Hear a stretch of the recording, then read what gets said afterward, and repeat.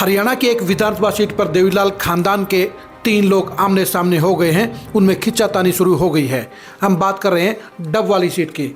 Dub वाली seat पर जहां एक तरफ पूर्व एसडी केवी सिंह अपने बेटे अमित सिंह को लगातार दूसरी बार विधायक बनाने के लिए कमर कस चुके हैं, तो दूसरी तरफ आदित्य चौटाला विधायक बनने के लिए लगातार दूसरी बार बीजेपी की टिकट पर ताल ठोकने का काम करेंगे। तीसरे पायदान के ऊपर दिग्विजय चौटाला हैं, जो अपने पिता अजय चौटाला और मां नैना चौटाला की इस सीट पर जीत दर्ज करके विधायक बनने का ख्वाब पूरा करने के लिए दंगल में उतर चुके हैं। पिछले 1 महीने में जब से दिग्विजय चौटाला डबवाली में एक्टिव हुए हैं, तब से डबवाली का नज़ारा बदल गया है। 2009 में जनरल सीट हुई डबवाली पर, पहले विधायक अजय सिंह चौटाला बने। उसके बाद 2014 में नैना चौटाला विधायक बनी और 2019 में अमित सिंह विधायक बने। यानी एक ही परिवार के तीनों मेंबर इस सीट पर विधायक बने। अब चौथी बार भी इस सीट पर देवीलाल खानदान का चिराग ही यहाँ पर विधायक बनेगा, ये तय है। लेकिन सवाल ये है, क्या अमित सिंह दूसरी बार विधायक बनेंगे? क्या आदित्य देवीलाल की विधायक बनने की ख्वाहिश पूरी होगी, या दिग्विजय चौटाला अपने परिवार के तीसरे मेंबर के तौर पर यहाँ से विधायक बनेंगे? तीनों ही नेताओं को लेकर कहा जा सकता है कि तीनों के लिए चुनाव बेहद महत्वपूर्ण है। जहां अमित सिंह अपने पिता डॉक्टर केवी सिंह के साथ मिलकर लगातार फील्ड में एक्टिव होते हुए अपने वोटों की संख्या को बढ़ाने के लिए हर मुमकिन प्लानिंग पर काम कर रहे हैं, तो दूसरी तरफ आदित्य चौटाला भी बीजेपी के बलबूते पर यहाँ जीत का खाता खोलने के लिए पूरी मैनेजमेंट के साथ काम कर रहे हैं। लेकिन इनके बाद में मैदान में उतरे दिग्विजय चौटाला ने 1 महीने में ही माहौल पलटने का काम कर दिया है। अब इस सीट के ऊपर सबसे ज़्यादा चर्चे दिग्विजय चौटाला के हैं, क्योंकि दिग्विजय चौटाला ने पिछले 1 महीने में जहां 3 दर्जन से ज़्यादा गाँव के दौरे किए हैं, वहीं डबवाली हल्के की सबसे बड़ी समस्या यानी रिफाइनरी के पोल्यूशन को लेकर उन्होंने बठिंडा के डीसी के साथ मुलाकात करके और रिफाइनरी के अधिकारियों के साथ मुलाकात करके एक बड़ी सफलता हासिल की है। इसके अलावा एम्स का डबवाली में सेंटर खुलवाने की बात को भी पॉजिटिव करवाकर उन्होंने कहीं न कहीं अपने आप को चर्चा के सेंटर पॉइंट में ला खड़ा किया है। ऐसे में इस सीट के ऊपर देवीलाल खानदान के चौथे परिवार, चौथी पार्टी यानी आईएनएलडी के लिए यहाँ पर कुछ भी पॉजिटिव नज़र नहीं आ रहा है, क्योंकि उनकी चर्चा कम हो रही है। सबसे बड़ा सवाल, सबसे बड़ी चर्चा डबवाली में आजकल यही है कि इन तीनों ही लोगों में से इस बार बाजी किसके हाथ में रहेगी।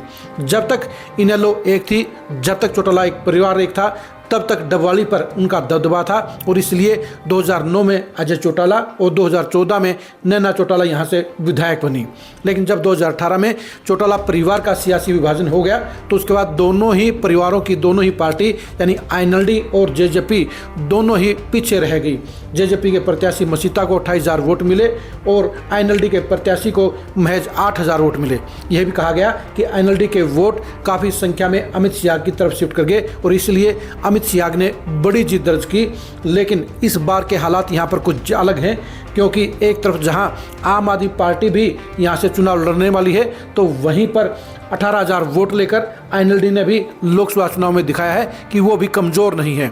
ऐसे में इन तीनों ही प्रत्याशियों के जो समीकरण है वो कहीं ना कहीं आईएनएलडी और आम आदमी पार्टी भी तय करेंगे। वैसे ये फिगर भी है, ये आंकड़ा भी है कि डॉक्टर केवी सिंह ने जो 2 चुनाव लड़े, वहाँ भी उन्होंने 55,000 और 59,000 वोट लेने का काम किया और अमित सिंह को 66,000 वोट मिले और अब लोकसभा चुनाव में 72,000 वोट कांग्रेस की प्रत्याशी शैलजा को मिले। इसलिए अमित सिंह और केवी सिंह को लगता है कि उनके लिए जीत पक्की है। मार्जिन चाहे कम हो सकता है, लेकिन आदित्य चौटाला के लिए सबसे बड़ी दिक्कत यह है कि उनके भतीजे यानी दिग्विजय चौटाला उनके रास्ते का रोड़ा बनेंगे। और ये सच्चाई भी है कि दिग्विजय चौटाला जितने ज़्यादा एक्टिव हो रहे हैं, जितनी ज़्यादा चर्चा हो रही है, उतना ही नुकसान आदित्य चौटाला को हो रहा है। और इसलिए अब आदित्य चौटाला भी अपने भतीजे पर भड़कने लगे हैं, दुष्यंत चौटाला को लेकर भी तीखी टिप्पणियां कर रहे हैं और दिग्विजय चौटाला की एक्टिव पॉलिटिक्स को लेकर भी सवालिया निशान खड़े कर रहे हैं। आप खुद ही सुनिए कि इनके बारे में आदित्य चौटाला ने क्या कहा। मैंने तो नहीं कहा यमुना पार, और ये कहते थे फलाना मोदी की बहू और किसकी झोली में बैठे जाके। सबसे पहले इन लोगों को अपने गिरेबान में झांकना चाहिए कि चौधरी देवीलाल जी के नाम पे इन्होंने हरियाणा के लोगों के साथ जो अन्याय किया, वो हरियाणा के लोग सारी उम्र पीढ़ियों तक भूलेंगे नहीं। जो इन्होंने हरियाणा के लोगों को ठगने का काम किया कि चौधरी देवीलाल जी का नाम दिखा के और वोट लिया और जाके फिर सरकार के अंदर लूट खसोट की, वो क्या छुपी है किसी से? देखिए, ये वो लोग हैं जिनके पास ज़मीन ही नहीं है और ये शोर मचा रहे हैं भी इनके बराबर कोई उतरे और ये किसी की ज़मीन पे कब्जा करें। अगर ये इतने अच्छे थे तो अजय चौटाला एमएलए रहे डबवाली से, नैना चौटाला इनकी माताजी एमएलए रही। इनसे पूछो तुमने एक ईंट भी लगाई? उसके बाद इसका भाई डिप्टी सीएम रहा, एक ईंट भी लगाई? आज चुनाव का दौर आ गया, इनकी कर्म भूमियाँ जन्म भूमियाँ बदलती रहती हैं। मैं इनके सवालों के जवाब देने में भी ऐसा समझता हूँ कि शायद मैं किसी ओछी चीज़ को हाथ लगा रहा हूँ, क्योंकि ये प्रोग्रेसिव लोग नहीं है, नेगेटिव सोच के लोग हैं और इनके एक बहुत बड़ा घमंड है कि ये पैसे के दम पे हर चीज़ खरीद सकते हैं। लेकिन जनता बहुत समझदार है, ये पैसे की जो ये रौब दिखाने की कोशिश कर रहे हैं, जनता अब इनको जान चुकी है। वो लोगों ने तो मुड्डे जो है ना, वो एक तरफ चिण के रख दिए इनके, किसी ने हाथ ही नहीं लगाया। ये ज़बरदस्ती बिठा के फ़ोटो खिंचा रहे हैं कि आ जाओ मुड्डे ले लो।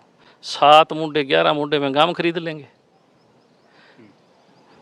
5 साल अजय चौटाला और 5 साल नैना चौटाला और 5 साल दुष्यंत चौटाला, 15 साल ये गांव में घुसे किसी की कान मुखान आए? इनके जो आदमी थे ये उनके भी नहीं आए कभी। उनको भी पता है, जो इनके आदमी है ना, उनको भी पता है, उनकी आत्मा से पूछो जाके भी तुम्हारे साथ ये क्या करते हैं। जब ये सत्ता में नहीं होते तो पैरों के अंदर गिर जाते हैं, लौट जाते हैं, बड़ी बड़ी गप्पें ठोकते हैं, और जब सत्ता आ जाती है बाहर डंडे वाले लोग खड़े करते हैं लठ मारने के लिए। आपने सुन लिया होगा कि आदित्य चौटाला के अपने भतीजों के बारे में बिल्कुल सख्त कमेंट है, नेगेटिव कमेंट है और वो उनके निशाने पर हैं। इनके साथ साथ डॉक्टर केवी सिंह भी दिग्विजय चौटाला और दुष्यंत चौटाला के बारे में पूरी एग्रेसिव एटीट्यूड के साथ बातें कह रहे हैं। उन्होंने दुष्यंत और दिग्विजय के बारे में क्या कहा, ये भी आपको जरूर सुनना चाहिए। जहाँ तक घर का सवाल है, वो बहुत बड़े धनाढ़ लोग हैं। मेरा नहीं, ये विधानसभा में ये सवाल उठे हैं और लोगों ने विधानसभा में, विधायकों ने भी प्रश्न किए हैं किस तरीके से पैसे कमाए हैं, वो तो उसका जवाब दें। और साथ में जो उन पे आरोप भी लगे थे, शराब कांड का भी लगा, चावल कांड का भी लगा, रजिस्ट्रियों का भी लगा, वो उसका पहले तो उस चीज़ का जवाब दे। जहाँ तक घर का सवाल है, हो सकता है उन्होंने फार्म हाउस बना लिए होंगे, मिठड़ी में बना लिया होगा, डबवाड़ी में बहुत बड़ा घर, बहुत बड़ा पैलेस बना लिया होगा, गुड़गांव में भी होगा, चंडीगढ़ में भी होगा, और भी कहीं होंगे। तो उनके तो महल हैं बड़े बड़े। हमारा घर जो है, 2 लाख वोटर हैं, उनके दिलों में हमारा घर है। उनके पास तो बड़े, मेरा घर 2 लाख घर हैं हमारे पास, जो आम आदमी के घरों दिलों में हमने घर बनाया है पिछले 10 साल 15 साल मेहनत करके। जहाँ तक अमित का वो कहते हैं ससुराल है, उसकी भी नैतिक जिम्मेवारी है, क्योंकि उसके जो ससुर हैं उनका बेटा नहीं है और उनकी सास भी थोड़ा बीमार रहती है, ससुर भी बुज़ुर्ग हैं, तो उनको संभालना आना जाना एक जैसे मेरे को न संभालता, मैं उनका पिता हूँ, तो वो भी उनके पिता ही हैं। अगर क्या पिता को संभालने जाना ही गुनाह है तो हो सकता है वो संस्कार शायद उनको ना मिले हों। मैंने मेरे बेटे को संस्कार ये दिए हैं कि जितना मैं सम्मानित हूँ उतना ही तेरा ससुर है, क्योंकि उनके बेटा नहीं है, तो तेरा उतना ही नैतिक फर्ज बनता है जितना बुजुर्ग के नाते मेरे को संभालता है। अगर वो इसमें गलत मानते हैं तो उनकी सोच गलत हो सकती है, मेरा नहीं। दूसरा, जिस हल्के में मैं एक सवाल उनसे पूछना जो होता है, मैं टीका टिप्पणी नहीं करना चाहता था। मैंने कभी भी, आपने मेरा इंटरव्यू सुना होगा, मेरा कभी भाषण सुना, मैंने कभी भी किसी पे आरोप नहीं लगाने का काम किया। हमने हमारी हक की, हमारी मेहनत की मजदूरी लोगों से मांगने का काम किया। दूसरी की कमजोरी को हमने मुद्दा बनाने का काम नहीं किया। मैं एक सवाल उनसे, आज वो ये कहते हैं जैसे घर का मुद्दा बनाने की बात कर रहे हैं, दूसरा आज वो मुद्दे बांटने की बात कह रहे हैं। वो कहते हैं कि जो जज्बा है वो सामाजिक संस्था पहले है, राजनीतिक संस्था नहीं है, सामाजिक संस्था है। तो सामाजिक संस्थाएं तो चुनाव नहीं लड़ा करती। या तो ये फैसला ऐलान कर दे कि जजपा मैं यहाँ चुनाव लड़ने नहीं आया, मैं तो सिर्फ सामाजिक सेवा करने आया। इस सामाजिक सेवा के पीछे लोगों को बहकाने का काम कर रहे हैं और वोट की हथियाने का। आज किसानों की बात कर रहे हैं, किसानों के मुद्दे को कह रहे हैं किसानों के साथ ज्यादती। ये सवाल उन्होंने किया, जो हमारा आरओबी बंद है, उस आरओबी बंद कारण खुलवाने के लिए एसपी से कहा कभी इसको खोला जाए, नहीं तो हम आंदोलन शुरू करेंगे। 4.5 साल 13 महीने किसान दिल्ली के बॉर्डर पे बैठे रहे, लाठियाँ बरसारी गई, गोलियाँ चलाई गई, और आप कहा करते थे कभी ये तो बीमारी है किसान। तो जनता नहीं समझती। 4.5 साल आज कहते हैं हम दुख दर्द जानने के आए हैं। 4.5 साल जब सत्ता की कलम आपके पास थी, तब क्यों नहीं लोगों के घर पे चाय पीने चले गए? क्योंकि तब तो चाय पीने जाते शायद कोई लोग काम का कह देते। तो ये लोग तो जो बरसाती मेंढक हैं, जो बरसात आने लगी, चुनाव आने लगा, तो आज जनता के बीच में। और दूसरा ये कहते हैं, एक और आपने सवाल नहीं पूछा, दूसरा एक और मैं उनका कहना चाहूँ, उन्होंने कहते हैं बड़ा हाईलाइट किया उसको कि मैंने अब मेरा व्हाट्सअप नंबर सार्वजनिक कर दिया। व्हाट्सअप मतलब इसको भी बहुत बड़ी अचीवमेंट मान रहे हैं कि मैंने मेरा व्हाट्सअप नंबर सार्वजनिक कर दिया। अरे हमने तो 15 साल से में लोगों को अपने आप को सार्वजनिक कर रखा है, जनता के बीच खड़े हैं। आज वो इस तरह के लोगों को सब पता है, वो सिर्फ धन बल के मार्फत जनता को बहका कर वोट लेना चाहते हैं। पर जनता, डबाड़ी की जनता बहुत जागरूक है। पिछली बार भी इस चीज़ का जवाब दिया, 16,000 से अमित जीत के गया। जहाँ तक वो ये कहते हैं कि अमित आया नहीं, तो मैं एक सवाल उनसे पूछना चाहूँगा, अगर अमित हल्के में नहीं आया तो उसको सर्वश्रेष्ठ विधायक का इनाम कैसे दे दिया गया?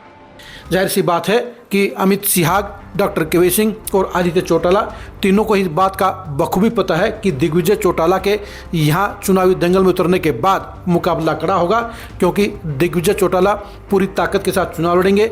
उनके साथ में जहाँ अजय सिंह चौटाला की मेहनत होगी, तो वहीं पर नैना चौटाला भी गांव-गांव, गली-गली घूमकर अपने बेटे के लिए वोटों का आशीर्वाद मांगेगी। इसलिए डबवाली सीट पर देवीलाल खानदान के इन तीनों ही नेताओं के, इन तीनों ही घरों के, इन चिरागों के अंदर अब चुनावी महाभारत होता हुआ नजर आएगा। तलखी भी बढ़ती हुई नजर आएंगी, एक दूसरे के ऊपर वार भी होते नजर आएंगे, और एक दूसरे को मात देने के लिए जबरदस्त वर्किंग करते हुए भी तीनों नेता नजर आएंगे।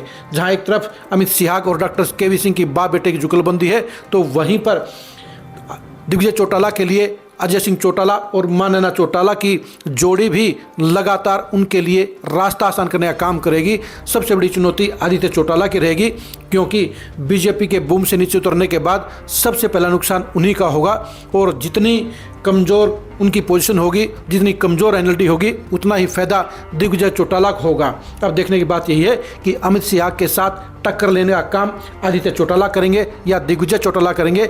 लेकिन 1 महीने का ये टाइम पीरियड बता रहा है कि जिस हिसाब से चर्चा दिग्विजय चौटाला की हो रही है, उससे साफ तौर पर जाहिर हो रहा है कि अमित सिहाग का और दिग्विजय चौटाला का ही आखिर में आमने सामने का मुकाबला होगा। लेकिन उससे पहले चारों परिवारों की, चारों ही पार्टियों के बीच में बड़ा चुनावी कांटे की टक्कर होती हुई नजर आएगी, और इसके बाद ही ये फैसला होगा कि इस बार डबवाली का विधायक देवीलाल खानदान में से कौन बनेगा।